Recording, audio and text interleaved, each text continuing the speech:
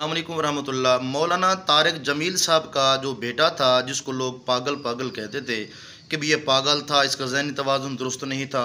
तो आइए हम आपको मौलाना तारिक जमील का बेटा दिखाते हैं कि जिसके बारे में मौलाना तारिक जमील बयान देता था कि इसका ज़हनी तवाज़ुन दुरुस्त नहीं है। लोग उसके बारे में तरह तरह की बातें किया करते थे। आज हम आपको उनकी हिस्ट्री के बारे में बताते हैं और वही उसकी वीडियो बताते हैं, दिखाते हैं। आप भी देखेंगे और हैरान रह जाएंगे कि ये भी मौलाना तारिक जमील का बेटा है। तो चलिए सबसे पहले वीडियो देखते हैं। आज हम मौजूद हैं जी मौलाना तारक जमील साहब की रहायशगाह के ऊपर।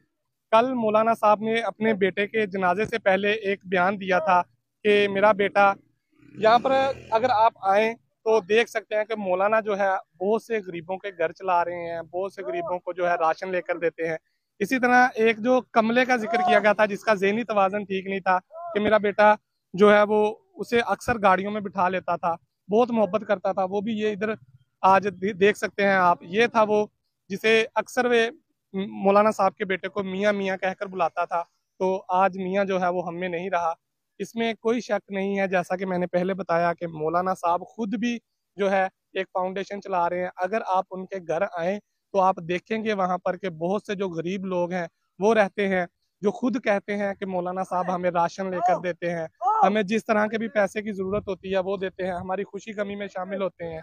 तो ये देख सकते हैं कि हर वक्त जिसे कुछ पता भी नहीं है कि मैंने क्या करना है, क्या नहीं करना, खाना है नहीं खाना, कपड़े जो हैं वो भी फटे हुए हैं।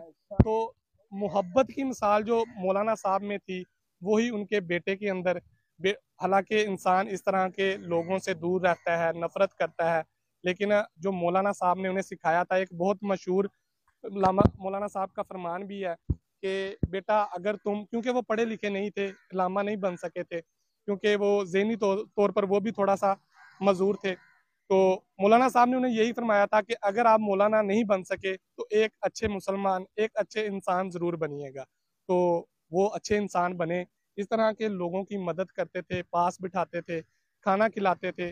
यानी कि यहाँ तक मौलाना साहब ने ये भी बताया कि उनको अक्सर जो है वो अपनी गाड़ी में भी बिठाते थे। बाकी मज़ीद जो उनके दोस्त हैं उनसे भी राब्ते में हैं, जैसे ही उनसे रब्ता होगा उनसे भी गुफ्तगू करेंगे कि वो कैसे मिजाज के मालिक थे और आपको बताएंगे। अल्लाह हाफ़िज़।